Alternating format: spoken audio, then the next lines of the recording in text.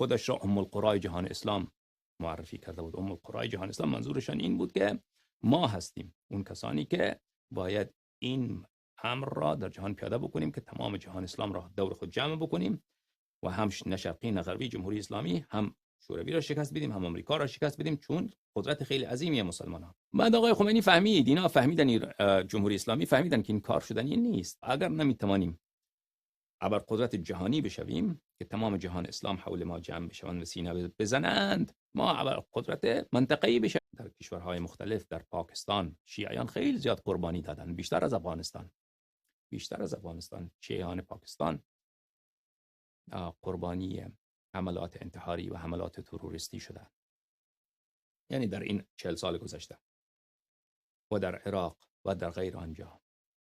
این فقط به خاطر همین دوستان عزیز. علتش این نیست که کسی نژاد شما را دوست ندارد.